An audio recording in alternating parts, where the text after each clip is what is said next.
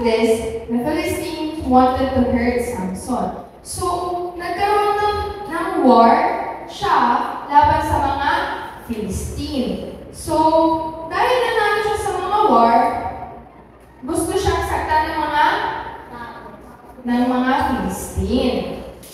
Samson fell in love with a woman named Delilah. So, si Samson daw ay na-in-love kay Delilah. So, saan na si Delilah?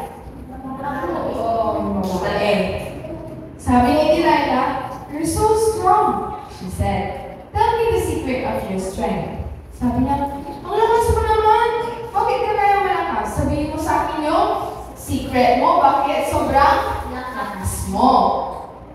He did not know she worked for the Philistine. Delilah had been promised money for Samson's secret. So, hindi alam ni Samson na si Delilah ay nagtatrabaho para sa mga Philistine. Di ba yung Philistine gusto nilang saktan si Samson? So, hindi alam ni Samson na si Delilah ay Philistine. Nagtatrabaho sa Philistine. Yung mga Philistine, nag-promise sila kay Delilah na babayaran nila siya. Pero dapat malaman niya yung secret ni Samson.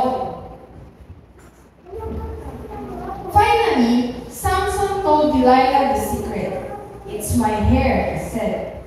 So, si Samson daw, sinabi niya na yung secret niya kay Delilah. Sabi niya, yung kanyang buhok. Yung buhok niya daw, yun yung doon nagkagaling yung power, yung lakas niya. He said, "God makes me strong because I don't cut my hair. If I were ever to cut it, I would lose all my strength." So sabi niya, si God daw, ginawa siyang malakas dahil sa kanyang buhok. Na kapag ginupitan niya yung buhok niya, anong mangyayari? Manghihina siya, mawawala yung lakas niya. Kaya kung makikita niyo dyan si Samson, mahaba yung buhok niya. Right away, Delilah ran to tell the Philistine. So, nung nalaman daw ni Delilah, saan siya nagpunta? Sa mga Philistine. Sinabi niya sa mga Philistine yung secret ni Samson. Ano na yung secret ni Samson? Yung buhok niya. While Samson slept, a man cut Samson's hair. Delilah was paid well. She got 30 pounds of silver for telling Samson's secret. Kung nakikita niyo dyan, si Samson ay natutulog. So, nung sinabi na ni Delilah, nung tumakbo siya sa Philistine, doon pumunta yung isang Philistine, tapos kina niya yung hair ni Samson. What? Samson is tulog. So, sabi nila, binayaran ng 30 pounds of silver si Delilah kasi sinabi niya yung secret ni Samson. And Samson did lose his strength. He would wake up chained and in a prison cell. So, nung nagising si Samson, ano yung nawala sa kanya? Yung buhok niya. Ano nangyari sa kanya? Nanghina na siya. Wala na siyang lakas. So, nung pagkagising niya daw, nakalap na siya sa prison cell. Ano na yung kamay niya. One day, the Philistine decided to take Samson out of prison. They were having a feast. They wanted Samson to entertain them. So, isang araw daw, di ba nakakulong na si Samson? Pinalaya si Samson dahil sila ay nagkaroon ng pagdiriwang. Gusto nila ay entertain sila ni Samson, yung mga Philistine. But yung mga Philistine, di ba?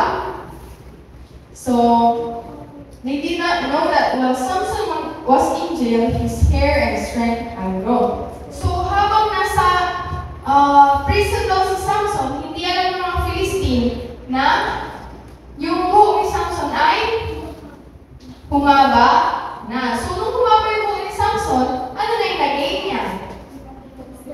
Yung strength niya. habang nasa prison daw siya, di ba humahaba yung buhok niya? Tapos, nagiging malakas na siya ulit. The Philistine made fun of Samson. Give me strength one more time. Samson prayed. Show them you are God.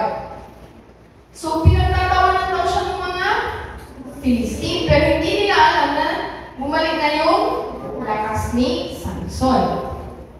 So, nag-pray si Samson. Sabi niya, give me strength one more time. Show them you are God. Sabi niya, Lord, bigyan mo po ng isa pang pagkakataon para lumakas. Ipakita mo na ikaw ay ang Panginoon. Samson pushed hard against two pillars. The building collapsed on the Philistine. So after niya mag-pray, tinulak ni Samson yung dalawang pillar. Diyan, kung nakikita nyo, di ba? Mayroong dalawang pillar. So, nung tinulak na yun, nag-collapse daw yung building sa mga Philistine. So, yung mga Philistine, natabunan sila. So, doon nag-e-end yung story ni Samson. So, sinong nakinig? Mark, nakinig ka? Anong naaalala mo doon sa story? Sabi mo nakinig ka. Sino nakinig? Ayan. I-share mo yung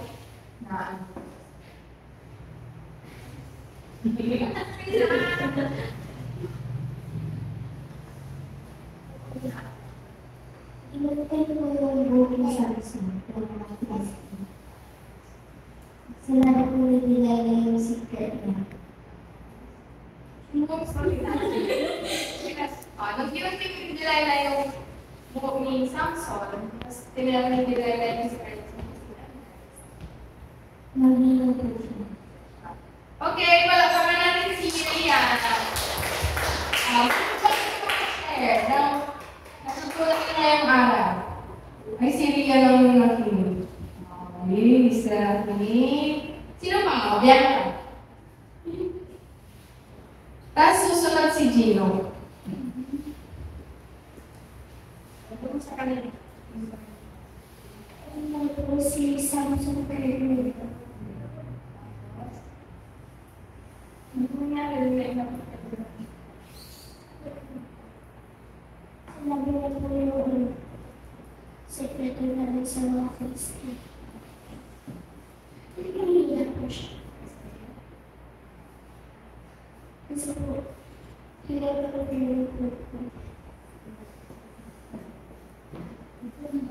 Umalik po yung buo na yung mag-isang siya.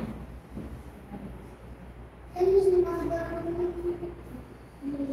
Okay, palakpakan natin si Bianca. Next, si Gino.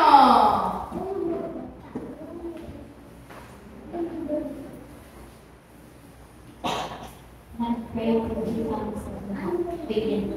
Bigyan po siya ng